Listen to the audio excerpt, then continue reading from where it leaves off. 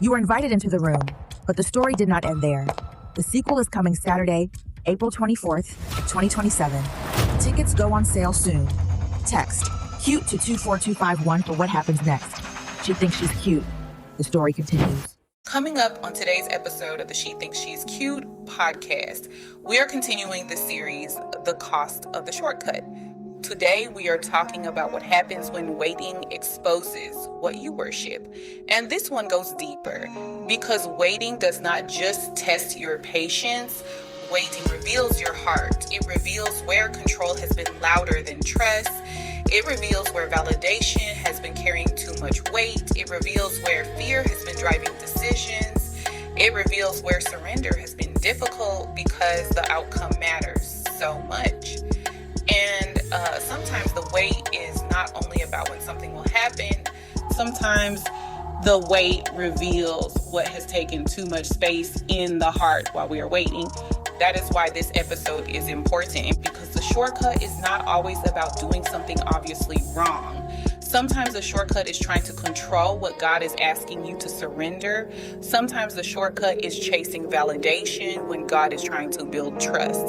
Sometimes the shortcut is forcing movement because waiting has revealed fear, impatience, or insecurity. So today we are asking a deeper question. What is the wait revealing about control, validation, trust, and surrender? That is where we are going today. Welcome to the She Thinks She's Cute podcast, a storytelling platform exploring perception, identity, and the moments that quietly shape who we become. A space for thought-provoking stories and conversations. Created and hosted by Denise Williams. This work began on the stage, but it developed into a broader storytelling platform. A space for honesty, for perspective, and for the conversations we may not usually say out loud. Here, we don't shrink to fit. We don't dim to survive the room. We show up, aware, expanding, and becoming. This is She Thinks She's Cute. Original stories, intentional impact. Let's begin. Welcome to the She Thinks She's Cute podcast, a space for thought-provoking stories, honest reflection, and intentional conversation. I am Tonya, your guest host, and I am here with the creator and host of She Thinks She's Cute, Denise Williams. Today, we are continuing the podcast series called The Cost of the Shortcut. Week 3 is titled When Waiting Exposes What You Worship. And the subtopic is what the wait reveals about control, validation, trust, and surrender. Denise, this episode feels like the heart check of the series. Week 1 challenged us not to settle in the delay. Week 2 challenged us not to mistake every opportunity for direction. And now week 3 is asking us to look deeper at what waiting reveals in us. Hello, everyone, and welcome to today's episode. Tonya, I am looking forward to our conversation. To our listeners, I want to encourage you to listen to week 1 and week 2 of this series, The Cost of the Shortcut. Tonya, this episode really is a heart check because many times when we talk about waiting, we focus on the thing we are waiting for.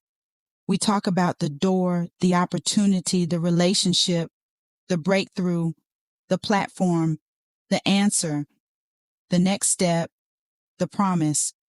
And those things may matter, but waiting does not only reveal how badly we want something. Waiting reveals what is happening in the heart while we want it. It reveals what we are depending on. It reveals what we are afraid of losing. It reveals what we think will finally make us feel secure. It reveals whether we are trusting God or trying to control the outcome. And that is why this conversation matters. Because sometimes the waiting season exposes places where a good desire has started carrying too much weight. That is good, Denise. A good desire can start carrying too much weight. Yes, Tonya, and I want to say that carefully because desire is not wrong. Wanting the dream to happen is not wrong. Wanting the opportunity is not wrong. Wanting your work to be seen is not wrong. Wanting movement after a long season of preparation is not wrong. The issue is not always the desire. The issue is what the desire starts controlling. If the desire controls your peace, that tells you something. If the desire controls your obedience, that tells you something. If the desire controls your mood, that tells you something. If the desire controls your confidence, that tells you something. If the desire controls whether you can trust God, that tells you something. Waiting reveals those places. So waiting does not just show us what we want, it shows us what has authority over us. Exactly, Tonya. Waiting reveals what has authority in the heart. Because worship is not only about what we say with our mouths, it is also about what we give our trust to, what we give our peace to, what we give our identity to, what we give our sense of security to. And sometimes the thing we are waiting for has become more powerful in our heart than we realize. Denise, do you think waiting creates these heart issues, or does it reveal what was already there? That is a strong question, Tonya. Do I think waiting creates these heart issues, or does it reveal what was already there? I believe waiting usually reveals what was already there. Waiting does not create the need for control. It exposes it. Waiting does not create the need for validation. It exposes it. Waiting does not create fear. It brings fear to the surface. Waiting does not create distrust. It reveals where trust still needs to be formed. And that can feel uncomfortable because most of us want the waiting season to prove how strong we are. But sometimes the waiting season reveals how attached we are. That is honest. It is. And I do not want us to treat that as failure. When waiting exposes something in our heart, that does not mean we are failing. It means God is giving us a chance to see what needs surrender. Sometimes exposure is mercy. That is good, Denise. Exposure is mercy. Yes, because what remains hidden can keep leading you. If you do not know control is leading you, you will keep calling anxiety preparation. If you do not know validation is leading you, you will keep calling applause confirmation. If you do not know fear is leading you, you will keep calling panic wisdom. If you do not know comparison is leading you, you will keep measuring your obedience by someone else's timeline. So when God allows waiting to reveal those things, it is not always punishment. Sometimes it is protection. He is showing you what cannot carry the weight of your heart. That is truly powerful. And this is where the cost of the shortcut connects so deeply. Because sometimes the shortcut is not just about getting there faster. Sometimes the shortcut is about avoiding the hard work. We want the outcome, but we do not want the surrender. We want the door, but we do not want the trust. We want the promise, but we do not want the refining. We want the next season, but we do not want to face what the current season is revealing. But the hard work matters, because what you refuse to surrender in the waiting season may follow you into the promise. Denise, let's talk about the outcome, because sometimes the thing we are waiting for becomes the thing we are centered around. Absolutely, Tonya. The outcome can become too powerful. And again, I want to be clear. The outcome may be good. It may be something you prayed for, something connected to purpose, something God placed in your heart. It may be something meaningful, beautiful, and important. But even a good outcome becomes unhealthy when your whole life starts revolving around it. When you can't be okay unless it happens. When you can't have peace unless it moves.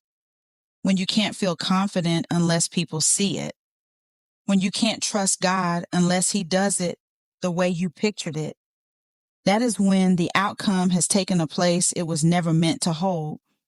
So the question is not just, is this desire good? The question is, what place does this desire have in my heart? Exactly, Tonya. That is the question. Because desire can be good, but desire cannot sit on the throne.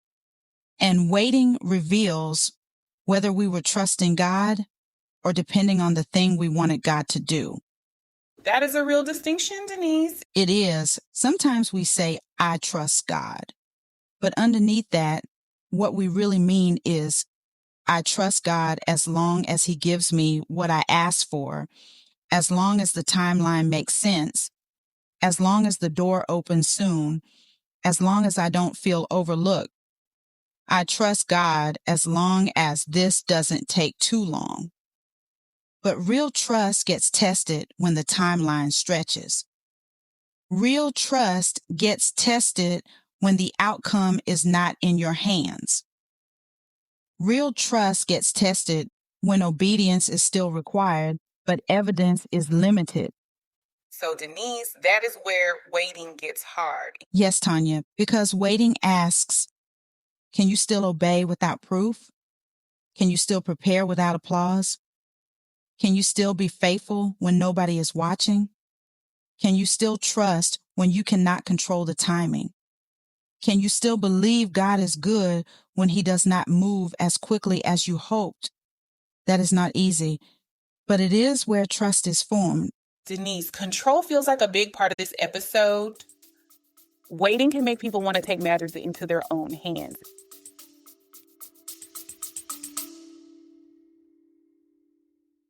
She Thinks She's Cute stage production is now available for booking. Looking for a powerful stage experience for your women's conference, church event, university, corporate gathering, community event, or performing arts venue?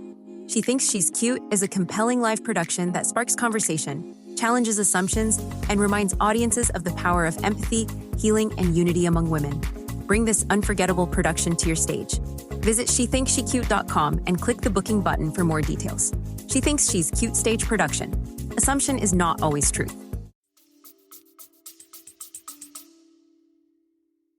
Tonya, yes, control is one of the biggest things waiting exposes. When we feel uncertain, we want to control something. Control the timing, control the door, control the people, control the response, control how we are perceived. We want to control the outcome, and control can look responsible from the outside. It can look like planning, like strategy. It can look like preparation. It can look like ambition. And there is nothing wrong with planning, strategy, preparation, or ambition. But there is a difference between stewardship and control. That is important, Denise. There is a difference between stewardship and control. It definitely is, Tonya. Stewardship says, I will be faithful with what God has placed in my hands. Control says, I need to force what is not in my hands. Stewardship prepares with peace. Control pushes from anxiety. Stewardship asks wise questions. Control tries to secure the outcome. Stewardship trusts God with timing. Control tries to make timing obey fear. And waiting reveals which one is leading us. That is good because someone may be doing a lot, but it may be driven by fear. Exactly. And I understand that. When you care deeply about something, it is hard not to overmanage it. You have invested time. You've prayed, sacrificed. You have built. You have believed, and you have waited. So when it does not move the way you hoped, control becomes tempting. You start thinking, maybe I need to make something happen. And sometimes, yes, there is a step you need to take, but sometimes what you call a step is really fear trying to move before wisdom speaks. That is strong, Denise. Control can become the shortcut. Instead of waiting with trust, we start forcing from fear. Instead of surrendering the outcome, we try to manage every detail. Instead of trusting God to open the right door, we try to kick open any door that looks close enough. And that can become expensive. Control may give you movement, but it can cost you peace. Control may make you feel productive, but it can leave you exhausted. Control may get you into a room, but it may not give you the grace to remain there. That connects with the series so well. It does, Tonya. Week 1 said delay is not permission to settle. Week 2 said opportunity is not always direction. Week 3 is saying waiting reveals what is really leading our heart. If control is leading, you may force it. If validation is leading, you may chase it. If fear is leading, you may rush it. But if trust is leading, you can surrender it. Denise, let's talk about validation, because I think this is a tender one. Sometimes we are not just waiting for the dream. We are waiting for the dream to prove something about us. That is so true, Tonya. And this is one of the deeper parts of the waiting season.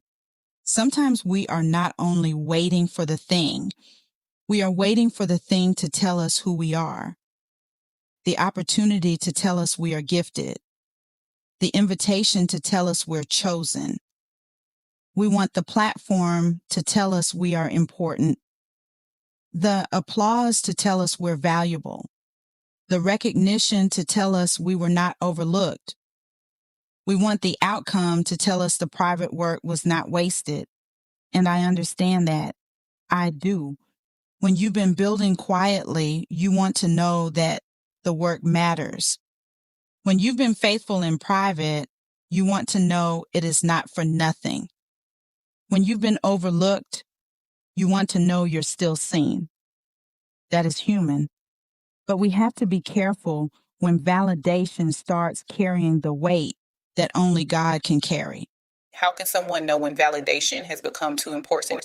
Great question, Tonya. One sign is that your confidence rises and falls based on who notices, or that your obedience changes based on who applauds. Other signs are that you start making decisions based on what looks impressive instead of what is wise. Silence starts feeling like rejection. We begin comparing our private process to someone else's public moment. Another sign is that if we feel like we cannot keep going unless someone confirms us. That is real. Silence can start feeling like rejection. Yes, Tonya, but silence is not always rejection. Sometimes silence is development, it's protection, preparation, or God teaching us not to need applause in order to obey. Because if applause is the only thing keeping you moving, applause has too much authority. That is strong. And I want to say it with compassion. Being affirmed is not wrong. Being celebrated is not wrong. Being encouraged is not wrong. But people cannot become our source. People can affirm you, but they cannot become your foundation. People can celebrate you, but they cannot become your identity. People can see you, but being seen by people cannot become more important than being faithful before God, because validation is unstable. People may clap today and be quiet tomorrow. People may understand today and misunderstand tomorrow. People may celebrate what they can see and ignore what's being built privately. So if validation becomes your foundation, your peace will always depend on the crowd. Denise, this also makes me think about the need to be understood. Waiting can be hard when some people do not understand why we are moving the way we are moving. Absolutely, Tonya. Waiting can expose the need to be understood. And I want to say that carefully, because wanting to be understood is natural. We want people to understand the process, the delay, why we said no, why we are moving slowly, why we are still building. We want people to understand why we are not doing what they expected us to do. But if being understood becomes a requirement for obedience, it has too much power. That is so good, Denise. There will be seasons when you have to obey God while people do not fully understand. When your no makes sense to you, but not to everybody else. When your pace looks slow from the outside, but it is protecting something on the inside. When people think you are behind because they cannot see what God is developing privately. And if you need everyone to understand before you obey, you will keep explaining yourself into exhaustion. That is so true. Sometimes over-explaining is another form of control. We try to control what people think, how people interpret the season. We try to control the narrative. We try to control whether they approve. But surrender includes releasing the need to be understood by everyone. That does not mean you never clarify or never communicate, but it does mean you stop letting people's understanding become the condition for your obedience. Denise, we cannot talk about waiting without talking about comparison.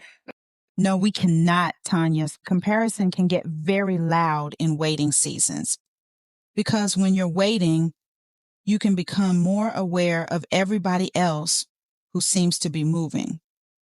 Somebody else received the opportunity, someone else launched, was invited, was recognized, got the platform. Somebody else looks like they are living in the thing you are still praying about. And if you are not careful, comparison will start preaching to you. Comparison will start preaching. That is good, Denise. It is, Tonya. Comparison will tell you that you are behind, that God forgot you, that your obedience is not working, that you need to hurry up and make something happen, that another person's blessing is evidence of your delay. But comparison is not a trustworthy voice. No, it's not, Denise. Comparison usually shows you the highlight, not the whole story. It shows the announcement, not the process, the celebration, not the cost. It shows the door, not the preparation. It shows the platform, not the private pressure. And when you compare your waiting season to someone else's visible moment, you may start despising the very place God is using to develop you. That is such a needed warning. Tonya, it's important because comparison can reveal what has too much power. If I need to be first, I will resent anyone who moves before me. If I need to be seen, I will feel threatened by someone else's visibility. If I need recognition, I will struggle to celebrate someone else's recognition.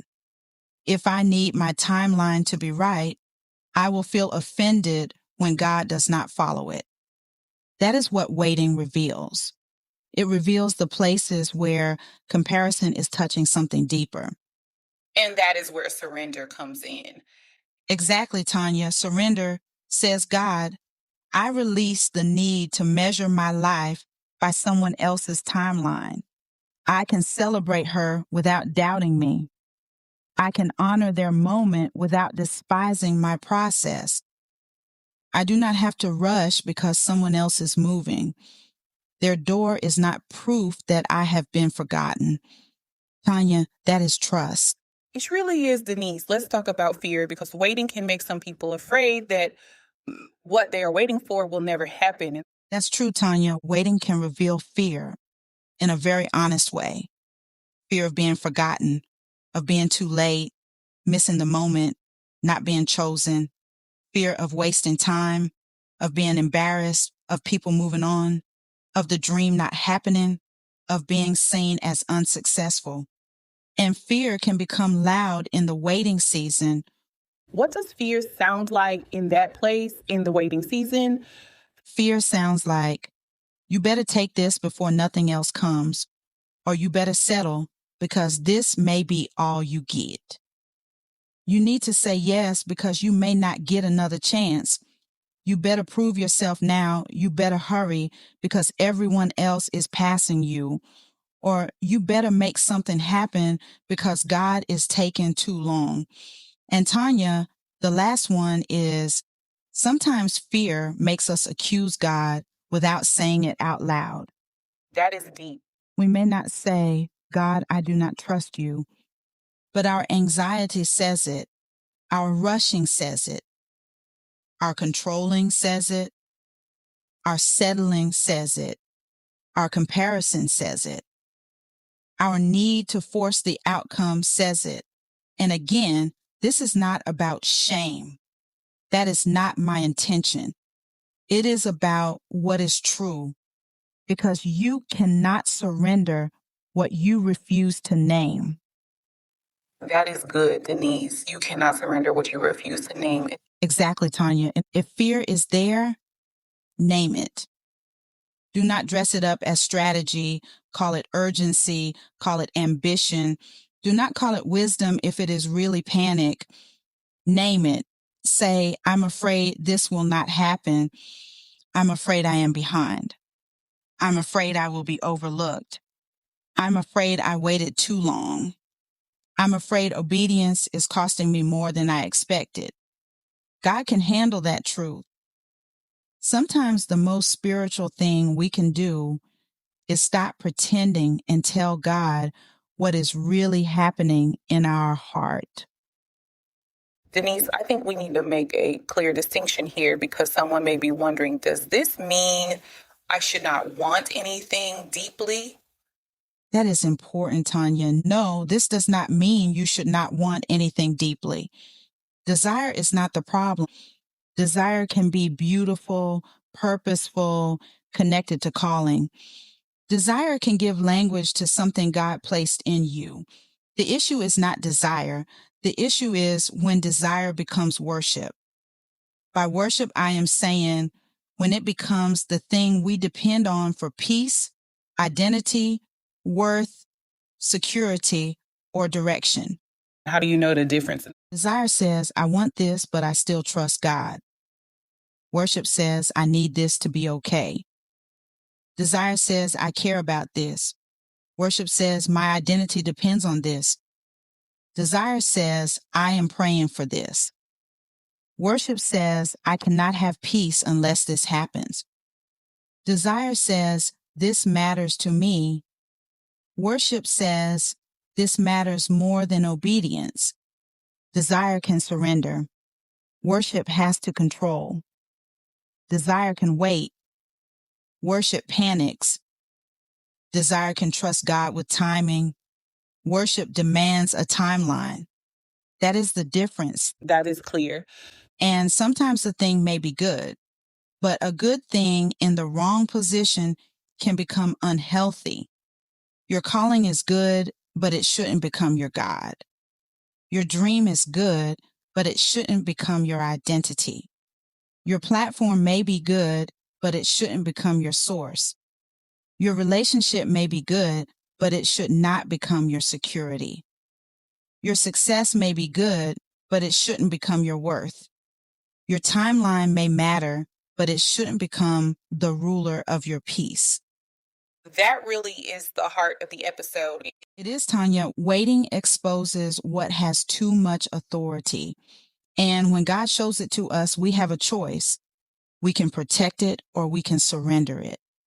That is so good, Denise.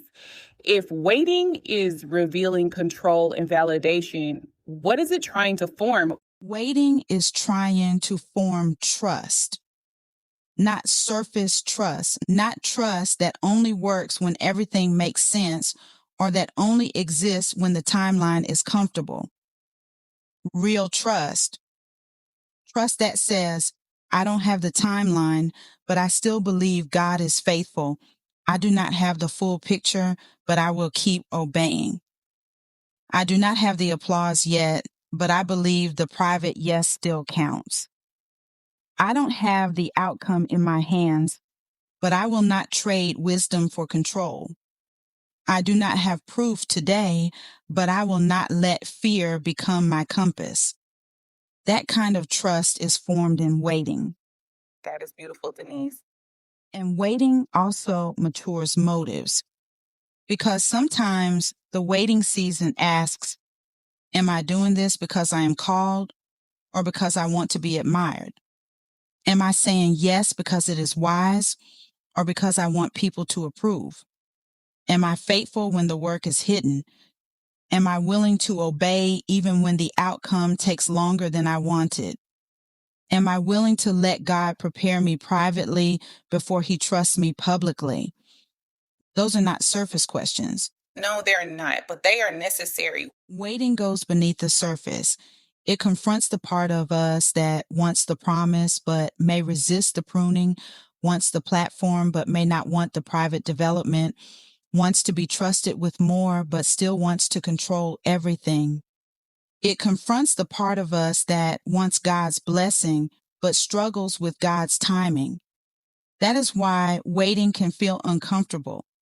But the wait is not empty. Something is happening in you. That is such an important reminder. Something is happening in us during the waiting. Yes. Waiting may be developing something hidden. It may be strengthening something immature, calming something anxious, surrendering something controlling, healing something fearful. It may be rooting your identity deeper in God instead of validation. So, no, the wait is not wasted. The wait may be doing deeper work than the outcome ever could. Denise, what about when God does move, but not the way someone expected? That is another part of waiting that reveals the heart, Tonya. Sometimes God answers, but not in the package we expected. Sometimes he opens a different door, slows something down. He redirects us. He removes something we thought we needed. Sometimes he asks us to keep building without the validation we wanted. Sometimes he gives us instruction that does not match our preference. And that can reveal whether we wanted God or whether we wanted our plan with God's signature on it. That is strong. Our plan with God's signature on it. Yes, and I say that carefully because many of us have done it. We pray, but we have already decided what the answer should be. We say we trust God, but we are really asking him to bless the timeline we created. We ask for direction, but we struggle when his direction interrupts our preference. Waiting exposes that. It asks, do you trust God enough to let him be God? Not just provider, not just door opener, not just problem solver, not just the one who makes your plans work, but God, the one who sees more than we see, the one who knows what we are ready for, the one who knows what would harm us if it came too soon, the one who knows what needs to be developed before the next door opens.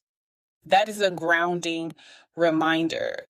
Sometimes the delay is not denial. The delay is development. The pause is not punishment. The pause is protection. Sometimes the closed door is not rejection, it's direction. And sometimes what we call silence is actually God inviting us into deeper trust. Denise, let's talk about surrender because sometimes we may hear surrender and think it means giving up. Yes, Tonya. And that is such an important distinction. Surrender is not giving up. It is not quitting or pretending the desire does not matter. Surrender is not acting like you do not care. Surrender is not passivity. Surrender is saying, God, I still care, but I release control. I still desire this, but I will not let it become my source. I still believe, but I will not force. I still hope, but I will not manipulate. I still prepare, but I will not panic. I still obey, but I trust you with the outcome. That is surrender. That makes surrender feel more grounded and less like defeat. Exactly. Surrender is not defeat. Surrender is trust with open hands. It is saying, I will be faithful with what is mine, and I will release what belongs to God. That is very different from quitting. Quitting says, I no longer care. Surrender says, I care deeply, but I trust God more than I trust my ability to control this. Quitting walks away from obedience. Surrender stays obedient without trying to be God. That is powerful, Denise. And surrender may have to happen more than once. Sometimes you surrender in prayer and then pick it back up in your thoughts.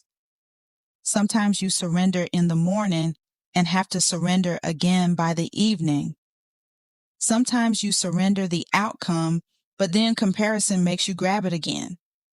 That does not mean you failed. It means your heart is being trained. Trust is being practiced. Faith is being formed, and every time you choose surrender over control, something in you becomes steadier. Since this series is called The Cost of the Shortcut, let's talk about the cost. What does it cost when we refuse the hard work in the waiting season? It can cost a lot, Tonya. It can cost peace because you keep trying to control what you were supposed to surrender. It can cost clarity because fear and validation can distort your discernment. It can cost obedience because impatience starts making decisions for you. It can cost relationships because insecurity can make you compare, compete, or withdraw. It can cost joy because you cannot enjoy where you are while obsessing over where you are not. It can cost contentment because nothing feels like enough if the one thing you are waiting for has become your source.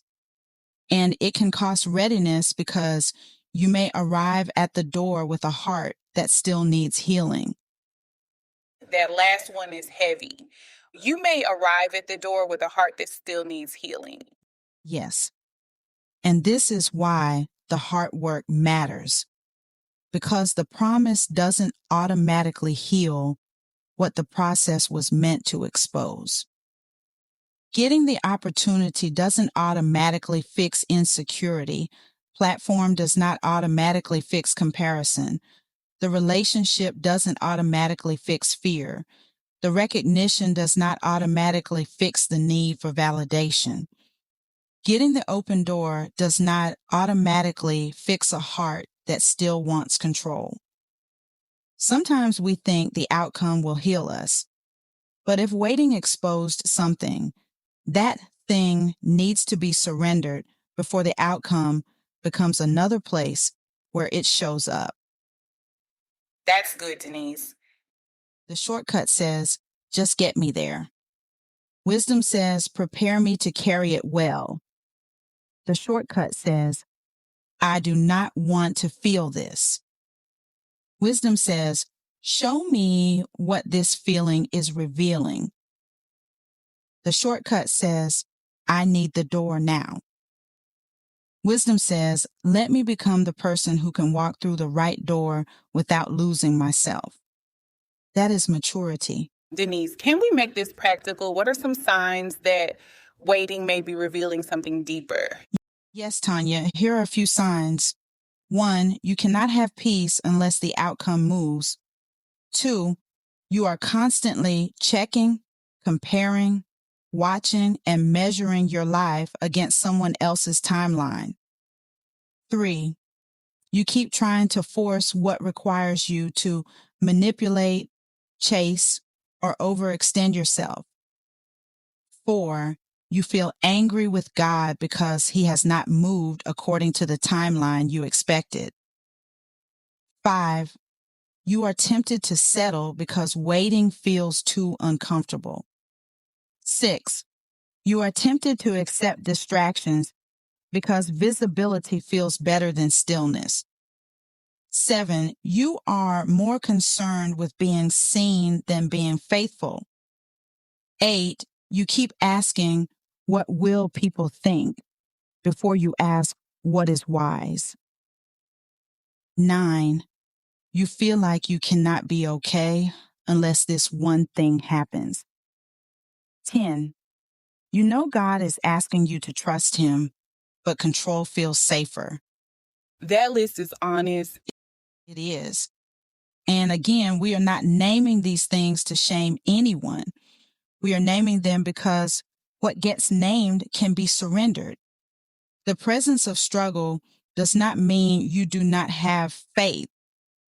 Struggle means there is a place where faith can be formed. The issue is not that the heart gets challenged. The issue is whether we let the challenge lead us away from trust. That is an important distinction. You can be honest about the struggle and still choose trust. You can feel the weight of waiting and still choose obedience. You can want the outcome deeply and still surrender the timeline. You can admit that control is tempting and still refuse to let control lead. That is maturity. Denise, how does someone wait without worshiping the outcome? That is the key question, Tonya. First, bring your heart back to God, not just your request, your heart. Sometimes we keep asking God for the thing, but we do not let Him address what the thing has become in us. So pray, honestly, I desire this, but I do not want my peace to depend on it. I care about this, but I do not want to be controlled by it. I am waiting, but I do not want fear to lead me. I surrender the outcome, the timing, and the way you choose to do it. Second, keep obeying what is already clear. Sometimes when we do not have the full answer, we stop being faithful with the instruction we already have. But waiting well means you keep stewarding what is in your hands. That also connects to your book, Strategic Stillness. Pausing does not mean doing nothing. It means moving with wisdom. Great point, Tonya. Thanks for the shout out. I appreciate you. Back to stewarding what's in your hands. Waiting well does not mean you become passive. It means you stop forcing what is not yours to force and stay faithful with what is yours to steward. Third, limit comparison. You cannot keep feeding insecurity and expect trust to grow. Sometimes you have to stop watching everything that makes you feel behind. That may mean taking a break from certain content. That may mean celebrating people without studying their timeline. That may mean reminding yourself that their path is not your instruction. Fourth, practice gratitude in the current season. Gratitude does not mean you stop desiring more. It means you refuse to despise what God is doing now because you are waiting for what is next. That is good, Denise. And fifth, practice surrender as a daily choice. Ask God, what are you showing me? What are you strengthening in me?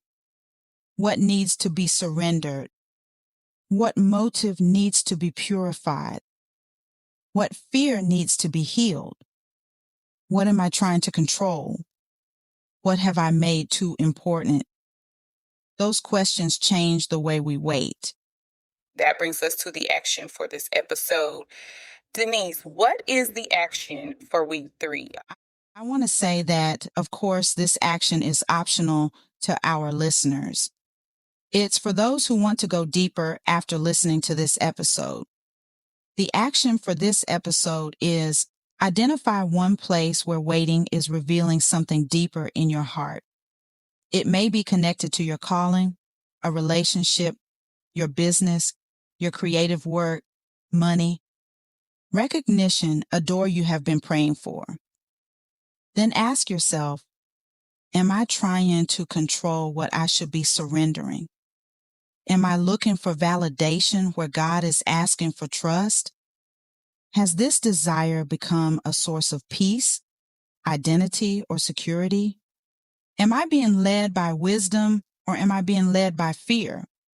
Am I still obeying while I wait, or am I only willing to obey if the results come quickly? Then choose one act of surrender this week.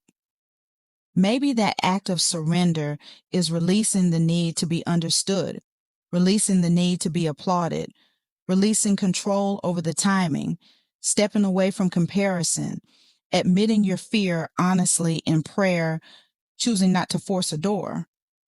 Maybe it is obeying the instruction you already have.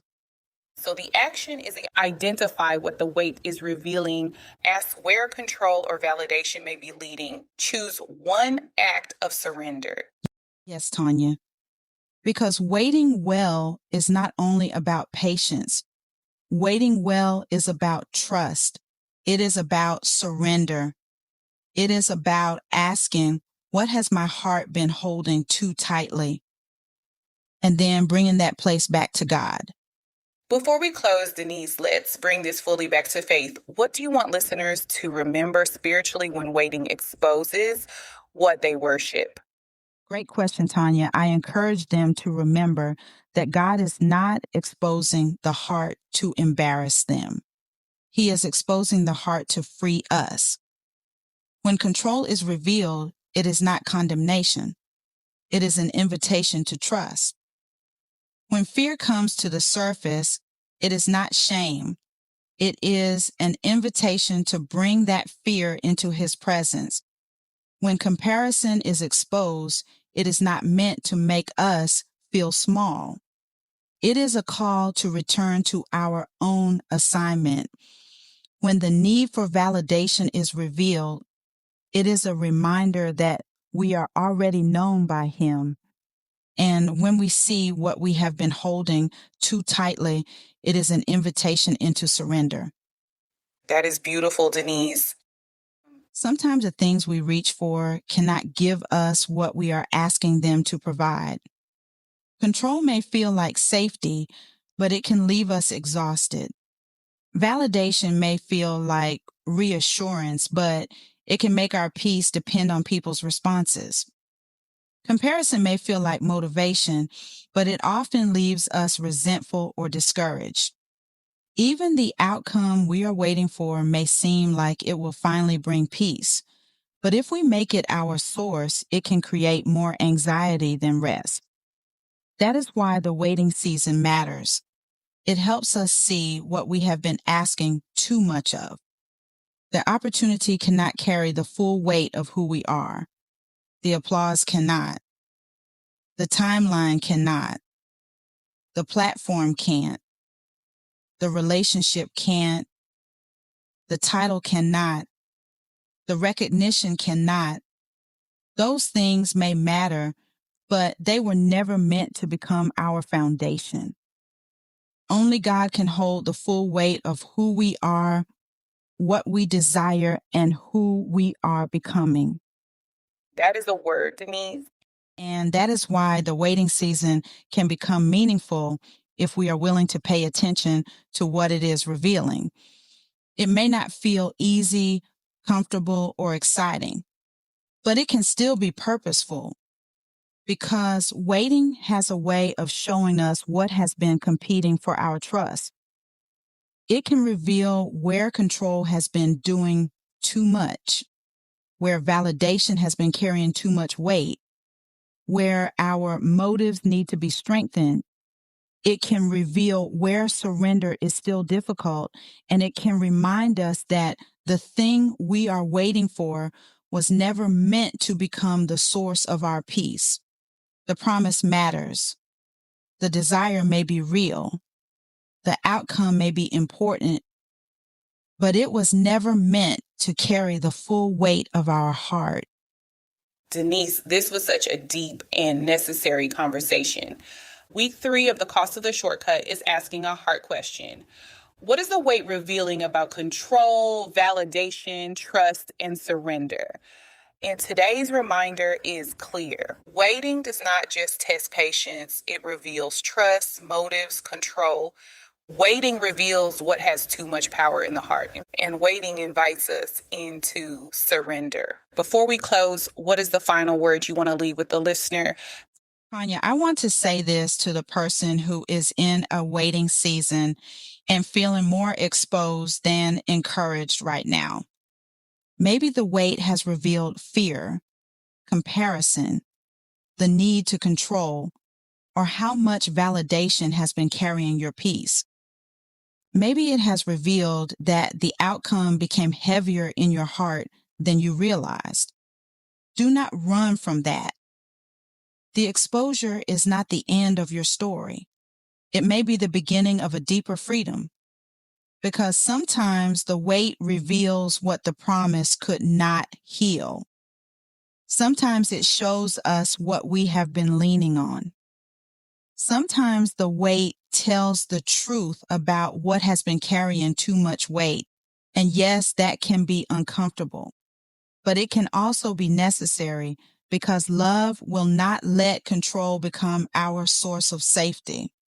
It will not let validation become our identity, comparison steal our joy, fear make our decisions, or allow us to carry something into the promise that should have been surrendered in the process. So this week, take the action seriously. Identify one place where waiting is revealing something deeper in your heart. Ask yourself, am I trying to control what I should be surrendering? Am I looking for validation where trust is being formed? Has this desire become too powerful? What am I afraid will happen if the timing does not unfold the way I expect it? Then choose one act of surrender. Not a dramatic act, not a performative act, a real one.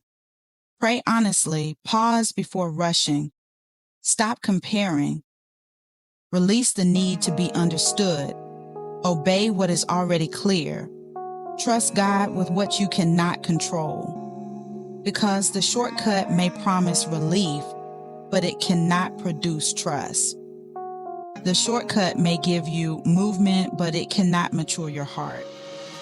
It may help you avoid discomfort, but it cannot prepare you to carry what is being built in you. Waiting is not wasted when it brings your heart back to the right place. Thank you for listening to the She Thinks She's Cute podcast. If this episode spoke to you, share it with someone who is in a waiting season and trying to trust without forcing the outcome. And take a moment to download the complimentary listener guide and reflection workbook for this episode. Until next time, keep moving with wisdom, keep telling yourself the truth, and do not let the waiting season turn your desire into something your heart was never meant to worship. Something new is coming to the air. STSC Radio officially launches October 1st, bringing together meaningful voices, engaging programming, original shows, and intentional opportunities to reach a listening audience. Are you a podcaster, author, coach, ministry leader, entrepreneur, creative, or organization with something worth sharing? Now is the time to bring your program to STSC Radio. Apply and join before our official launch, and your approved broadcast can air free through September 30th while we build our founding programming lineup. This is your opportunity to introduce your voice, expand your reach, and become part of a new digital radio platform from She Thinks She's Cute. Certain restrictions and approval requirements apply. Visit stscradio.com to learn more. STSC Radio. Meaningful voices. Engaging programming. Intentional reach. You were invited into the room, but the story did not end there. The sequel is coming Saturday, April 24th, 2027. Tickets go on sale soon. Text CUTE to 24251 for what happens next. She thinks she's cute. The story continues. If you're looking for something thoughtful to read this week, visit the She Thinks She's Cute journal blog. Each journal explores a different conversation through honest reflections, real-life moments, and fresh perspectives that stay with you long after you've finished reading. A new journal is released every week, and we'd love for you to join the conversation. Visit shethinkssheCute.com/journal to read this week's journal blog. She Thinks She's Cute stage production is now available for booking. Looking for a powerful stage experience for your women's conference, church event, university, corporate gathering, community event, or performing arts venue? She Thinks She's Cute is a compelling live production that sparks conversation, challenges assumptions, and reminds audiences of the power of empathy, healing, and unity among women. Bring this unforgettable production to your stage. Visit SheThinksSheCute.com and click the booking button for more details. She Thinks She's Cute stage production. Assumption is not always truth. Some seasons do not unfold the way you planned. When my stage production had to be postponed, I found myself in a season I did not choose and could not push past. What felt like interruption revealed itself as instruction. What felt like delay became protection. What felt like stillness proved to be strategic. And in the middle of that season, I wrote a book, Strategic Stillness, When Pausing Protects the Promise. This is not a book about waiting passively. It's about recognizing when restraint is wisdom. It is for leaders, creatives, and vision holders who have felt the pressure to keep going, even when the body, their spirit, or their circumstances were asking for a pause. If progress has slowed, plans have shifted, or movement feels blocked, this book was written for you. Available now on Amazon. Search Strategic Stillness by Denise Williams. Start your next season with Strategic Stillness. Thank you for listening to the She Thinks She's Cute podcast. If this found you at the right moment, hold it, sit with it, share it, let it work. A space for thought-provoking stories and conversations. Created and hosted by Denise Williams. The story continues. We'll meet again in the next conversation. Until then, stay cute, stay aware, stay aligned, and stay becoming. She Thinks She's Cute. Original stories. Intentional impact. Visit SheThinksSheCute.com. She Thinks She's Cute is a founder-led creative brand developing original, narrative-driven works across stage, experiential formats, and future screen projects, centered on perception, identity, and the unspoken dynamics that shape how we see ourselves and one another. Original stories, intentional impact. SheThinksSheCute.com. She thinks she's cute, yes, she is. Every step she takes, she walks in power. She thinks she's cute, and she is. She thinks she's cute, and she is, yes. Available now on Amazon. Search Strategic Stillness by Denise Williams. Start your next season with Strategic Stillness.